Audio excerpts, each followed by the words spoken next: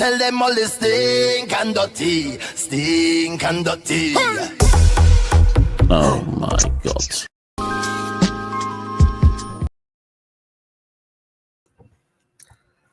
Here we are once again, ladies and gentlemen. Welcome back to another episode of the WereWolf Hour. It's been a good week. It's been a pretty good week for cricket. A lot has gone on. A lot has gone that doesn't really involve West Indies, but no matter, we are here to break it down. So much stuff has happened that I feel like. Okay, I was debating pushing this off until tomorrow, for obvious reasons, because we have probably the big Champions Trophy match to talk about. But given how the first game went, what I might do is just talk about the other matches that have happened so far, and if depending on the outcome of tomorrow's match, we could probably start to we probably do like I probably might do a separate live maybe, or just might just put up a video, but we'll have to see. But yes, quite a lot has gone on when it comes to the Champions Trophy. Now let's just start off with hard times for the hosts.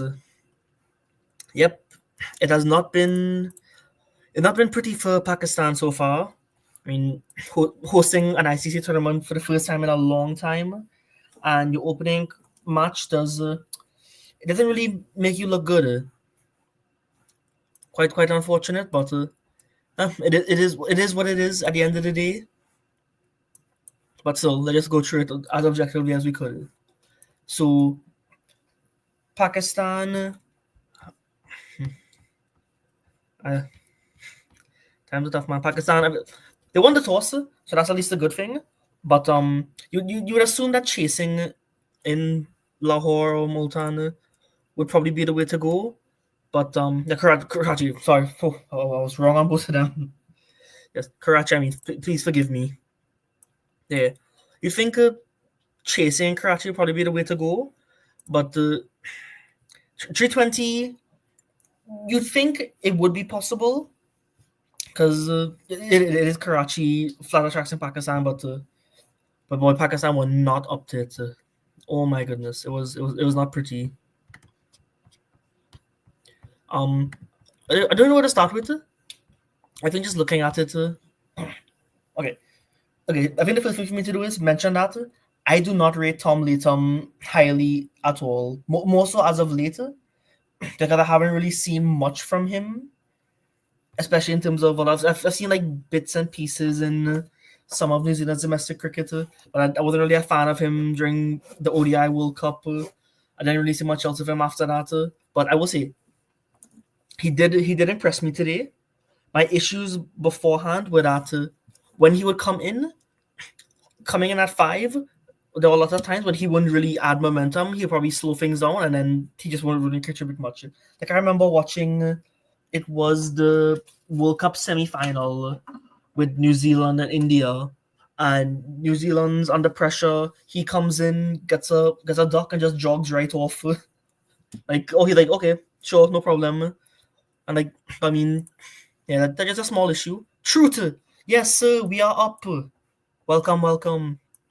Yeah, I'm just giving a brief recap of what's happening with Champions Trophy, and it is, I mean, it's a bit of an unfortunate opening game for Pakistan. So much went wrong, but yeah, New Zealand definitely impressed. Yeah, Latham I didn't really rate, but he did impress me on two things. One, he came back from three ducks and got a big score, and I think more importantly, he did it at a strike rate that you wouldn't really expect from him. The times I've seen him, he might be going at like hope strike rate, where it might be 70, 75. But the issue for me was he'll be doing it at five. So he just a lot of times he just wouldn't be adding any momentum. But today, or not today, in that match, man made 118 striking at 113, 10 fours, 3 sixes. Yeah, he definitely impressed me. And also big up to Will Young. It was a bit unfortunate for him that he's never really got as long of a run just because he would come in when Williamson wasn't in. But at least they managed to fit him in, and he proved his worth. Young, big up Young. Yes, sir, killing the game for real. Hello, name I cannot pronounce.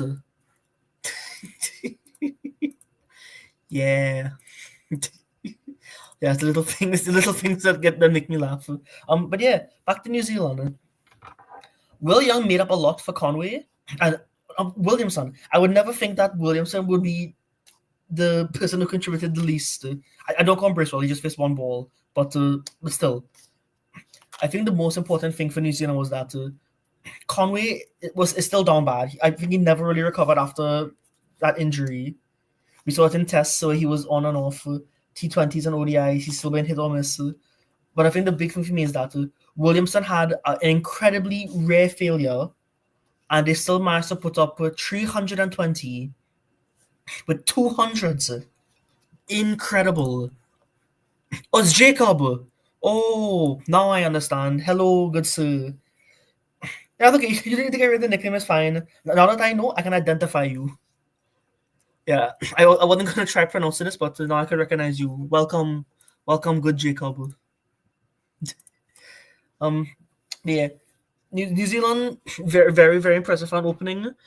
I do think if Conway O'Kane got going to some extent, even Daryl Mitchell, the 2, 3, and 4 didn't get going at all.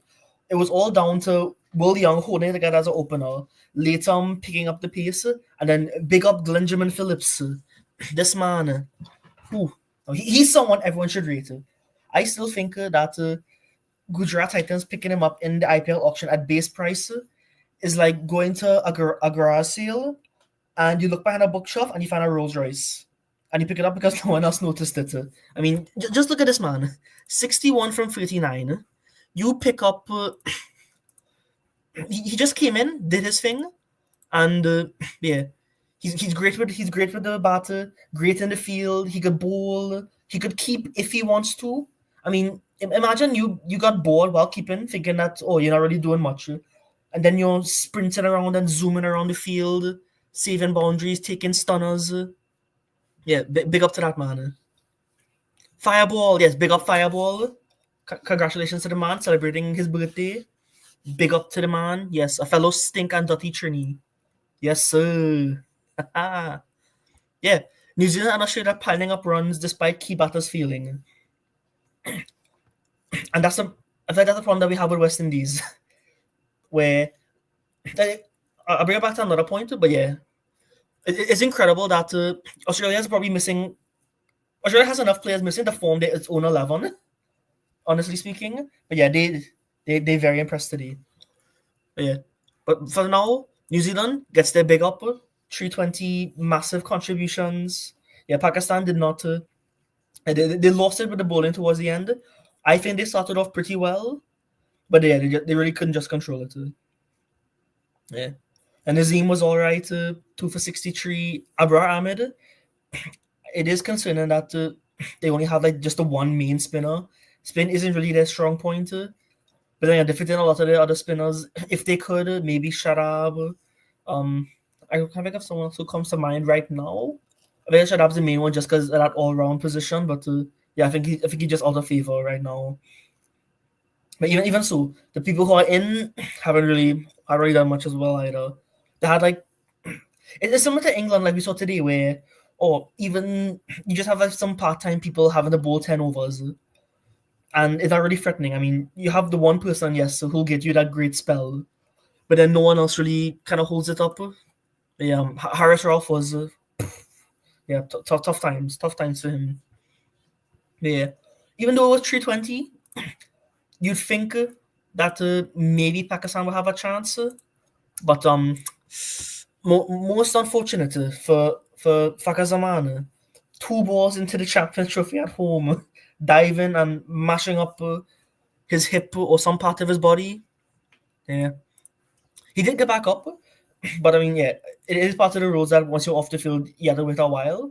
It's just unfortunate that they still had time remaining where he couldn't come on. But it didn't help that South Shakil got out so quickly that Fakhar still couldn't come on. Yeah. So, tough start for them. I mean, it didn't get much better. Because, I mean, it's just tough knowing that the person that you rely on to give you that opening burst that really set the tempo for the innings couldn't come in. You have to push up somebody. They didn't work at all.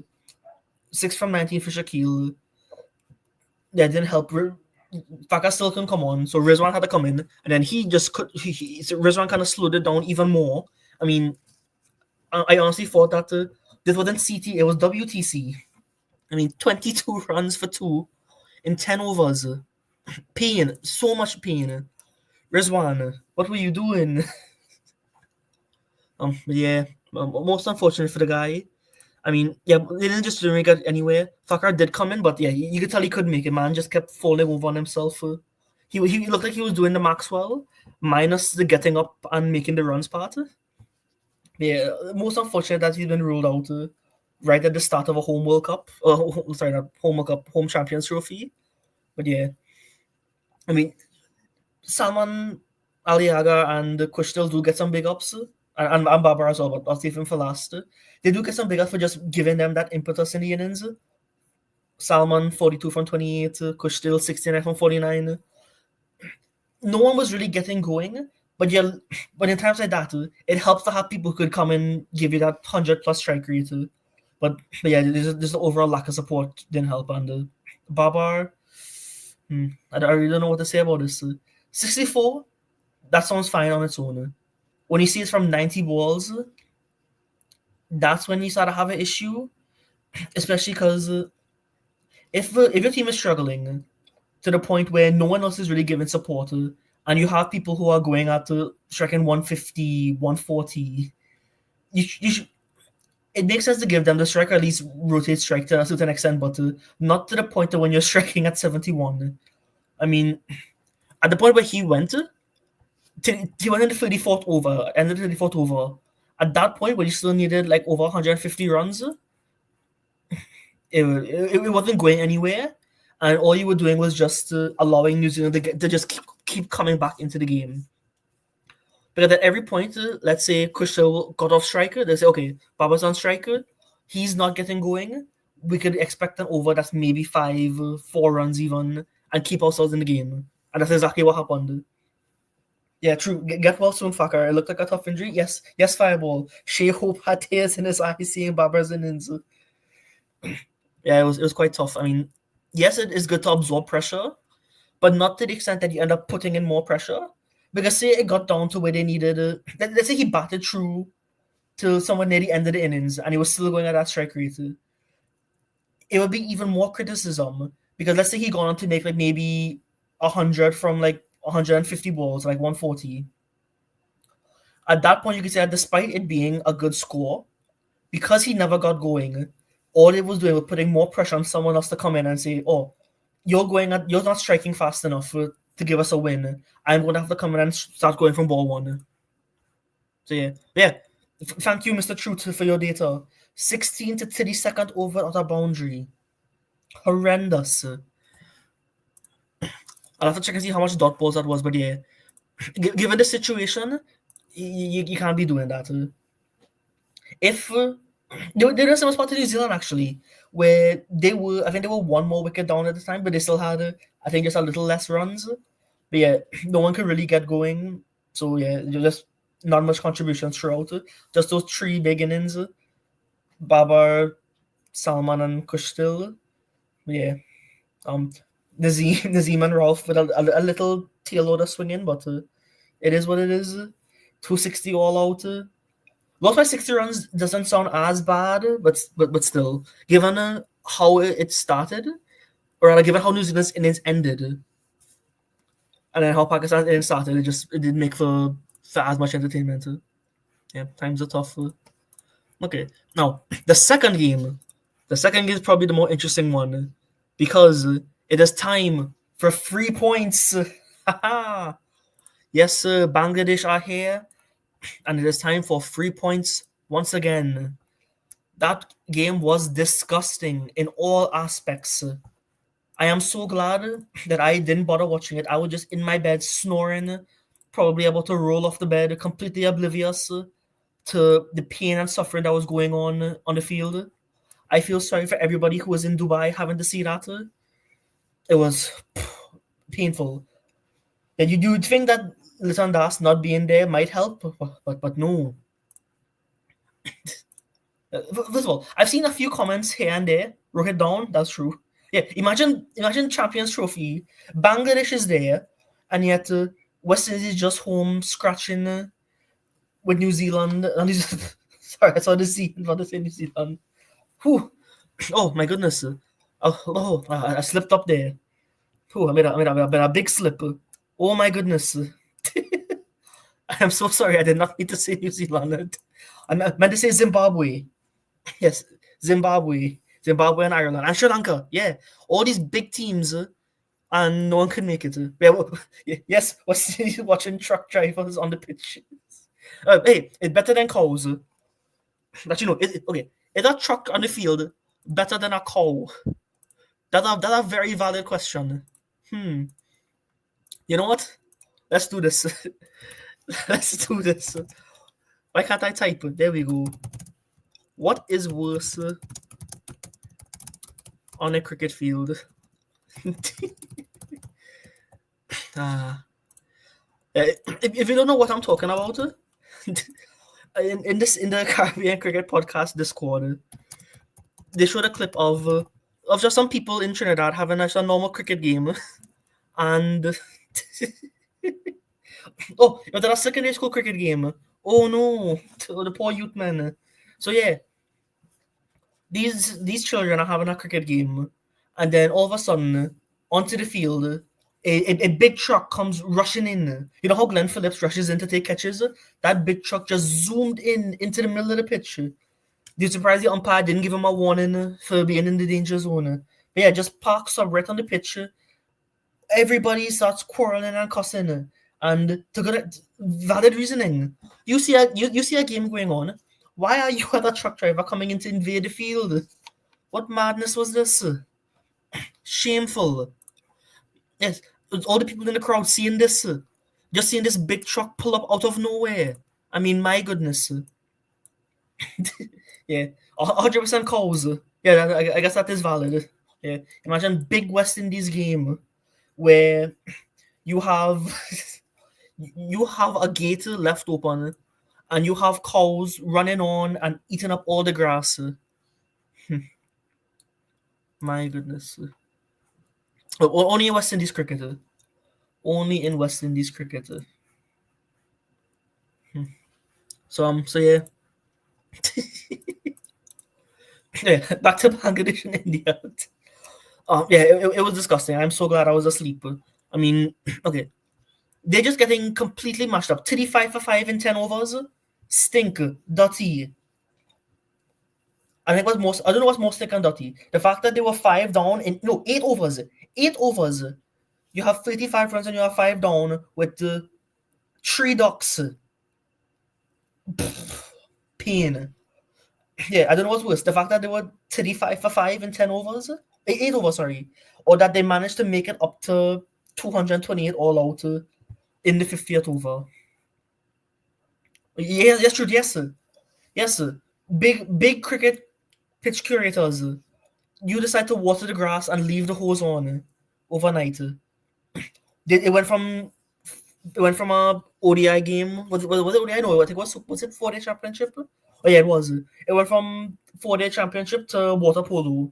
That they dig up a hole somewhere in the middle of the pitch and just dump that water. Yeah, only West Indies cricketer. Only in West Indies cricketer. So yeah, Bangladesh, awful. Okay, I don't know what was worse. No, there's 3 things that were bad. In terms of ranking it, the third worst was that India allowed Bangladesh to recover, to still get all out in the 50th over, but to make 228 from 35 for 5. Right above that was Bangladesh's top order shambles. Cataclysmic, horrendous. You'd swear that they would have eaten some bad food and got sick the way they were playing. But the number one most down bad thing was Rohit with that attempted catch at first slip, denying Axar Patel that hat trick. Disgusting. Shameful on Rohit. I'm surprised Gautam Gambhir didn't make him walk home behind the bus for the disrespect he showed to Axar. Rahul taking that good catch off of I don't even know which man that was. It was probably Mahedi. Was it Mahedi? It might have been. But yeah, taking that good catch. Was it Mahedi? No, it was Torrid. No, was it Torrid? No. Shanto. I'm not these men. Okay, Tanzil. Yes, Rahul taking that good caught behind for Tanzil. Okay, nice. Bangladesh slipped further. Then Mushfiqur, bigger 135-year-old Mushfiqur Rahim comes in, tries to steady the chase. Boom! Gets out right away to a similar shot. And then Jakar Ali. Emerging talent. I must give him some credit. He has done well. But then he just casually gives the edge. The ball comes sailing right towards Rohit Sharma. It's like that ball was going towards Rohit like a pundit was about to give you some parasad. Just hands open, gleefully waiting to accept it. And in that moment, Rohit Sharma became Mahesh Tikshana, fumbling it to the highest order. Absolutely shambolic, awful. You saw him slapping up that pitch. Yes, Rohit, take it out on yourself. Disgusting. Yeah, that would have probably made Bangladesh. Bangladesh at that point, they could have been 35 for 6. And Bangladesh is capable of going from 35 for 6 to being 35 all out. They had that bad. I would bet money on that. They could have probably slipped to 35 all out. But yeah, Torrid and Jacob managed to steady the ship. I mean, in this case, it's similar to Bangladesh probably doesn't have as strong a batters. I'll give them that. But given how underwater this ship was, Jakar Ali making 68 from 114, striking at 59, is still bad. But given that Torrid was at least going at like 84, going to like 100 from 18, you have to give him credit. Both of them helped recover a ship that was nearly at the bottom of the ocean. But yeah, now the rest of it didn't go very well. I mean, even at some point, it looked like Bangladesh were going to deny Torrid getting his own 100 because Rishad let off some boundaries and then got out. Tanzim just dragged it on. Taskin couldn't defend it. But yeah, big up to Torrid for making that. But yeah, when it came to India chasing, 299 is that middling score where you'd think it should be, it may or may not be as easy, but then you have to consider, oh yeah, we're playing Bangladesh. So you never know. Yeah, you really never know. But yeah, India had a good time of it. Yeah, big up Rohit for protecting West Indies history. Jerome Taylor, the only bowler to take a hat trick in Champions Trophy history. Yes, Rohit, thank you for being overtaken by Mahesh Tikshana. If you know, if you're in the Caribbean Cricket Podcast Discord, you know the gift that I'm talking about. That was Gautam Gambhir in that moment. Yes, jokes. Yeah, I was honestly shocked when I saw it when I saw the highlight of it. I'm like, okay. At first I thought, oh, Rohit just barely missed it or it hit him and bounced off, but no, it went into the breadbasket and bounced out. Horrendous. Yeah, but yeah, big up to the prince of cricket, Shubman Gill, steadying that ship, making that 100. Virat, who I feel like Virat's giving the crown to Shubman, but not in the way people expected. Virat didn't really get going. Shreyas, not really. Aksar, pooh. Yeah, Rohit came through the alright innings. I mean, he got going. We haven't seen the best of him as of late, and it was some really worrying signs. But yeah, for 36, he got the job done, and then Shubman helped finish it up. As for Bangladesh's bowling, I mean, there are two bright spots for them: Mehidi and Rishad. 20 overs, only like 70 runs, 2 wickets. That's still pretty good. Bangladesh is in a weird spot where so much of their emerging talent is now starting to make it into the Bangladesh side just because they've had to force people out, or rather, people have been forced out, like Shakib, Mahmudullah's retired. Who else is there? There's Mushfiqur's still there. Probably not for much longer. Yeah, the point is, they have good players who are now starting to make it into the team because they weren't being given chances before, just because they will be the scapegoats for when Shakib or all these other men will come back in. So yeah, big up to them for at least doing as well. Mehdi, as a top order batter, has really improved. Ignore that he made 5 from 10, but usually he's done well at the top order batter. This man went from batting at 8 to batting 3 or 4 times in the span of a year. I mean, you have to respect it. You have to give the man credit for that. Yeah, big up to him. So yeah, Bangladesh at the end of the day, they were just 3 points. India taking it down to the 46th over. That's fine. I mean, at that point, you just like, oh, if things were looking a little shaky, you figure it's better to just steady the ship and take it a little too, well, not too deep, but like take it enough to where you can win comfortably. There's no, this just reminds me of the meme of the one from The Office where the guy was shaking Steve Carell's hand, and the guy that was Gautam Gambhir congratulating Shubman Gill on making his 100, and then it was just the guy looking completely shocked, and the caption was Shubman making his 100 before Hardik came into bat. If you know, you know. But yeah, India off to a good start, and on a related point, I saw it brought up, I think, by Jared Kimber or some other people in the Caribbean Discord, that India really do have some unfair advantages because they're not traveling anywhere. Everybody have to come to play them. They don't have to go anywhere. They could just rest and relax, see the pitch. They get a first hand look of what conditions they'll be playing in. I saw someone imply that they could have their own say in what kind of conditions to prepare because they're there. I doubt they would allow that, but you never know. You never know when it comes to ICC or just Indian cricket in general. Yeah, it would be tough. I mean, it is also sad that you have big India-Pakistan game and it's not played in the coast country, but that is the times. Times are really tough. Yeah, Ref Eyeballs right. India have the home advantage, even though Pakistan's the one hosting it. Cricket is not a real sport. Yeah, it is really bad. I've seen in the Discord of people talking about how there's so much hurdles they would have to go through to get it. I mean, even in my lifetime, there were Pakistani players playing in IPL.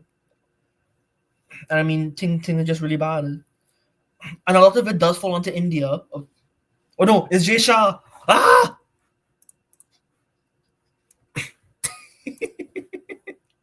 Yeah, sorry about that. Jay Shah did not break in. False alarm. False alarm. I'm all good. Yeah, let me just be careful about what I'm about to say here. So yeah, it does feel like an issue where imagine in a big sport, you have another team dictating the majority of rules when they're not even the host and they are one of and you have to accommodate for them. You have to accommodate 9 or 8 other teams around them just because of the situation that they have. I mean, it could have very easily ended up in a situation in the T20 World Cup where because India wanted that game in Guyana, that if there was a possibility that they didn't, and based on the positions in the table, they could have ended up in a position where, had the game got rained out or delayed, they would have lost. They would have not made it to the final just because of their own stipulations that wanted to be in that time slot. So it's very possible. Yeah. There's also that drama of India not wanting to put Pakistan on their jersey, and then Pakistan not putting up the India flag. That one I'll give them credit for. I mean, if they're not playing there, they have the right to not put up the India flag. But yeah, it's just so much drama. Big sport, and one team is just calling the shots. Yeah, very tough. Okay, moving on from that. Bavuma Academy. Yes, round of applause. Round of applause for the man himself. The man who's the size of the wicket, Mr. Temba Bavuma, Academy President. Yeah, I was a bit disappointed with this game mostly, just because I expected a lot more from Afghanistan. I mean, after having seen how well they did in the ODI World Cup, I would have thought that okay, even if they weren't batting first, I would have expected a more, I would have expected a better chase. Let's put it at that. Yeah, even though but batting versus South Africa's strength, they don't have Quinton to just come in and start swinging, but they have a perfect replacement, Ryan Rickleton. This man, this man has just been on the rise. Big up him, making his way in T20s, ODIs, and tests. Very good man. Yeah. Great bit of fielding from Rashid. Just it looked a little weird seeing it, but yeah, you have to in things like that. You kind of have to be on the ball. No pun intended. But yeah. South Africa 315 for 6. It looked like they would get more. They kind of slowed down a bit to the end. But yeah, big up Brickleton. The Zorzi, I like the Zorzi from what I've seen of him.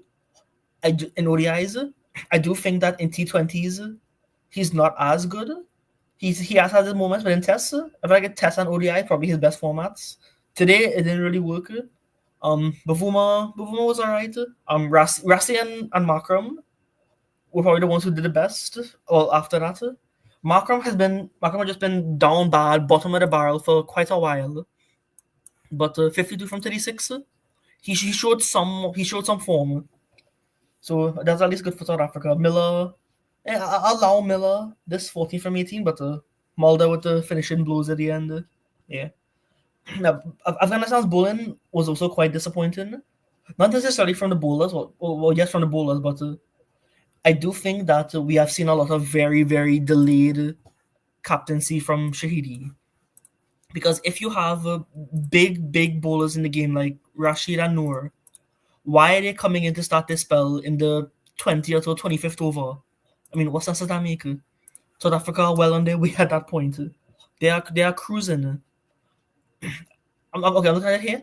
Around the point that the spinners like Nabi, Rashid and Noor came in, South Africa were already like 100 and something up on the board.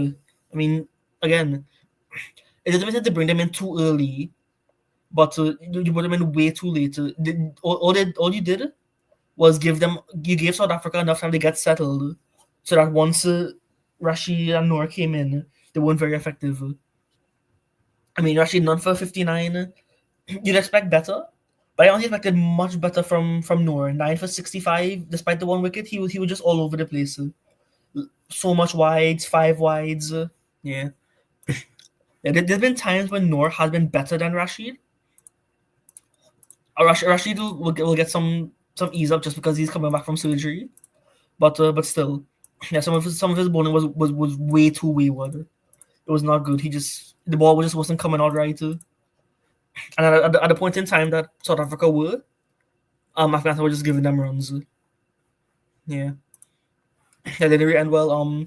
It's another issue that you only had two people bowling out, and some of the people who were going the best didn't. It's because it doesn't give anybody much confidence when look at Omar Zai, number one ODI all rounder, and man bowled 6 overs and batted at 1, 2, 3, 4, 5, 6. I mean, what kind of thing is that? It's not to say that you want to the innings weren't going well, so you push him down, but that's exactly what they did. Yeah, so much of what Afghanistan has put up in this match just deviates from what made them work. Yeah, it was not good. I definitely would have bowled out Faruqi because Faruqi's a great man, a great bowler. Regardless of him going at 7 over, you probably should have, especially Omar Zai as well. I mean, one for 39 and 6 overs. That's still really good. So yeah, I didn't like how Shahidi handled his bowlers. Yeah, I know a lot of times when he just gave South Africa more control and he didn't really utilize what quality he has in the best way.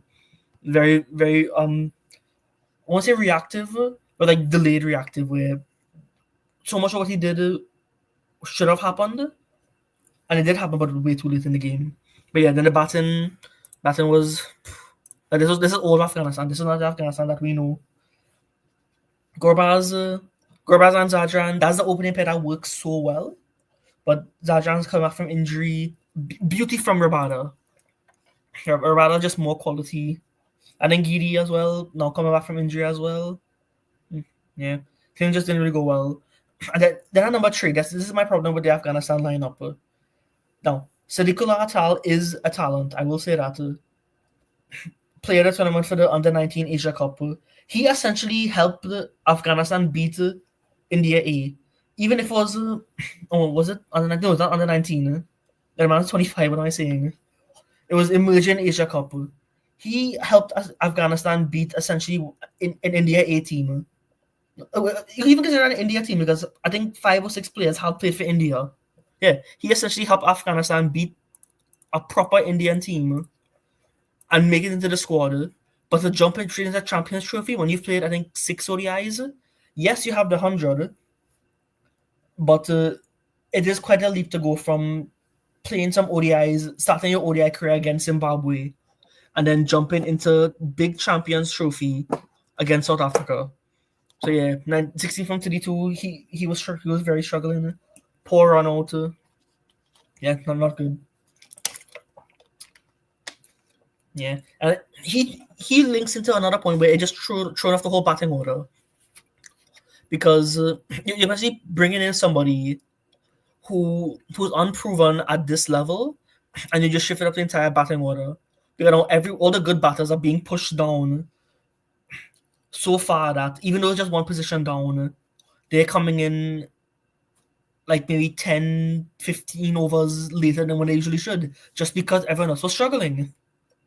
Like, I would have put Sadiqullah on the bench, maybe given him one game. Actually, no, given the group, I don't even know if he would have made it into the 11. I probably would have put him in. It'll just be Ramat, Shahidi, and then Omar Zai making up 3, 4, and 5. Yeah. Then Shahidi just flinging it to Bavuma. Yeah. Very, very, very tough times indeed. It just wasn't looking good from Afghanistan. I mean, big up Ramat Shah for 90 from 92, but yeah, South Africa. I think after that semi-final in Brian Lara, that horrendous game, stink dirty pitch, stink. That it seemed just like pace and bounces a way to go against Afghanistan. That and chasing, but yeah, I honestly expected better. 208 with 43 overs.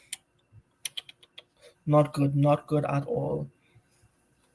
I expected much better. I think they have a lot of issues with how they use their bowling and their batting. So even though it's a very short tournament, but I would still like to see those changes. I would drop Sadiqullah, probably shift up the bowling slightly, and then more importantly, just fix back the batting to how it was, just so that you get the most of the people who are recognized as some of these top talents. And you can't live in the purpose when you have someone who's recognized as a top player in the world from your team, and they're not bowling, they're not utilizing their skills. Yeah, very disappointing. And finally, from the championship, we have Ashes and Crashes. Oh my goodness. This game, I don't know what to say about this game. This is another game I'm also upset I slept through. I was just catching Z's in my bed. I wake up, I think at 10:30 in the morning, and I see England has made 351 runs. I'm just like, oh my goodness, what on earth happened? And it's all thanks to Mr. Bucket, Benjamin Duckett, 165. Whew. This man said, everyone's getting injured. IPL is coming up. Let me put my name out there. This man wants that bag. He said, oh, RCB is missing some people. Let me put my name up. Yeah. Yeah, very, very good innings from him, I must say. 165, nothing to laugh at. But not much else from England. I'm kind of surprised at that. You wouldn't expect 351, and you don't really see much else. They're just some bits and pieces here and there. Salt didn't really do anything. I don't know why Jamie Smith is at 3 when you have Joe Root. You could have swapped it around or maybe done some other stuff. I also don't know why Smith kept it. That's another issue. But then you have Root coming in. Brook didn't do anything. Butler at 6. I mean, that's not it. I don't know what England's doing. I mean, you have all these great tools, and yes, you gave all these youngsters opportunities, but why are you giving them opportunities ahead of some of the greatest players the game has seen? Honestly speaking, yeah, kind of stink in some aspects of the game, but still, to make 350, no small feat, especially when it's an Australia team that's missing at least 7 other starting players. Like that South Africa team that they sent to play us, while they were resting players before the World Cup, the South Africa team is just missing all their players in the actual tournament. Yes, England just swing on vibes, golf. I guarantee you they're golfing right now as we speak. What time is it in Dubai? A lot of people. Let me see. What time is it in Dubai, Pakistan? What time is it in Pakistan right now? Oh, 3:46 a.m. They probably have night golf somewhere. Yeah, I wouldn't put it past them to be golfing in Lahore right now. Lahore putt mini golf extraordinaire. Yeah. Yep. The shameful from England in many aspects. So yeah, batting order was not the greatest. It's literally just Duckett and Root, and then former Bijan Archer just coming in and swinging it. But yeah, Australia, the bowling looks. I don't know how to analyze it. There's just so much people you wouldn't expect to bowl. So many overs. I mean, I do rate Spencer Johnson. None for 54 and 7 overs. Meh. Ben Dwara Shusisasa, whatever this man's name is, 3 for 66. I'll take that. Data analysis is someone who I rate personally. I don't know. I'm glad that he wasn't snatched back up by Punjab Kings. Yeah, he's definitely quality. Maxwell's all right. Zampa, Lemoncello Papi doing his thing. Shorten Labamashani. Yeah. Missing a lot of big names, but if you had Stark, if you had Cummings, Stoinis probably would have bowled a little bit as well. You might have said this might have been just above 300, maybe. But yeah, definitely this would have been. This is the biggest. Australia would have had to have pulled off the biggest chase in ICC tournament history, and they did with overs to spare. Balls to spare, yes, but overs to spare. They had almost 3 overs to spare, chasing 350. Oh my goodness. England. Pooh. Sweet Caroline will not be playing for the rest of the year, that's for sure. My goodness. And looking at how Australia started, You would not have expected this. No one would have expected them to chase 352. I mean, look at where they were.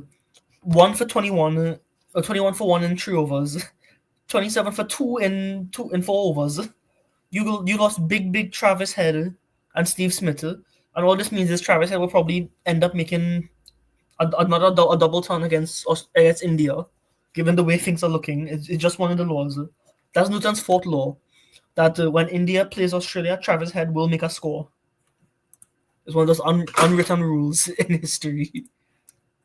But yeah, all those two big players at the top missed out. Labuschagne came back well. He's the one else we haven't seen the best of, but I'll take 47 from 45. And I say when Matthew Short, you had players holding it together up until that point when Inglis came in and Carey. They just saved the entire ship for them. It wasn't sinking per se, but let's just say that it was just a boat taking on a little bit of water, and then these two men jumped in and started doggy paddling and pushed that boat all the way to shore. Incredible from Inglis and Carey. That into the bad drops, Archer's was probably like a little below the one from Rohit, but into the significance, 10 times. It was absolutely awful. I think if they got that wicket at that point in time, I think it was on 13 or something. Yeah, he had only just gotten in when he got dropped. Yeah, I feel like that could have really changed the game, because then Maxwell would have come in early, and after that, there's not much else. But yeah, big up to Inglis. Very incredible innings, but let's not use that to distract us from how down bad England's bowling were. Yeah, like Fireball said, just swing and vibes. You mean to tell me that you have big Adil Rashid standing out 1 for 47 in 10 overs, incredible, and then everybody else is just stinking up the pitch? This man is trying to cut the grass, trying to find a way home, and everybody else is just pouring fertilizer all over him. Horrendous. Absolutely horrendous. Yeah, Mark Wood, nothing there. Archer, this man is entering his Alzari phase. He was just doing any and everything, and none of it was working. Yeah, Brian Cass, another person who's done well to warrant a spot in the England team. But would you say he did enough to warrant a spot in a major ICC tournament England team? That's the issue. Because yes, England made a great score, but you had people who very well are not experienced enough to be able to.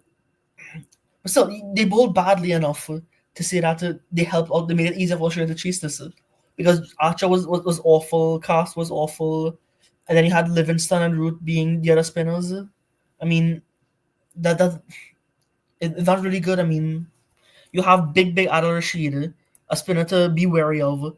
You're fine. He's good enough to where if you say that he went for 47, that might be that could easily be a match winning spell on its own. But it's such a big leap or big plummet when you have Adil Rashid as your leading spinner, and then right after him, you have Livingston and Reuter. I mean, come now, man. Yeah. Archer is very down, most horrendously down. If Mumbai went through that deal of just making him a player in everything, I feel like he would have just been running to the ground even more. And that's why I'm very happy that in that IPL auction, Lucknow used the red to match to get back Shamar. Because I guarantee you, him and Pollard and them men will be running man down into the ground in every single game. He would have turned into a next Alzari, just mash up whenever it comes time to play for West Indies. So yeah, poor England, but not poor England. Poor Duckett, I will say. Normally one person scoring 165 shouldn't go on the losing side, but yeah, a lot of things went wrong for England. They have a lot to think about, and it's not like this is the first time we've seen the influence of vibes making them do bad. Because we saw it in the ODI World Cup. You had games where England were just packed full of all-rounders, and they're batting deep but still getting all out. I think the stat from the World Cup was that England were only all out or 9 down in every game. And then same here again. They're just going all out. Here they got a really good score, but they still couldn't defend it. So what point is that?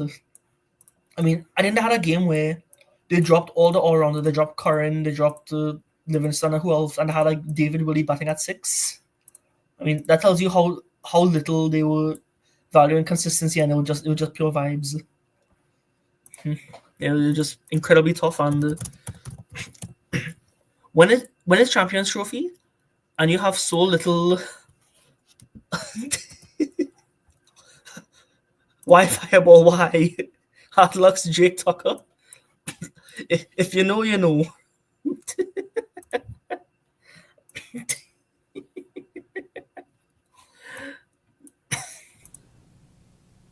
No. No.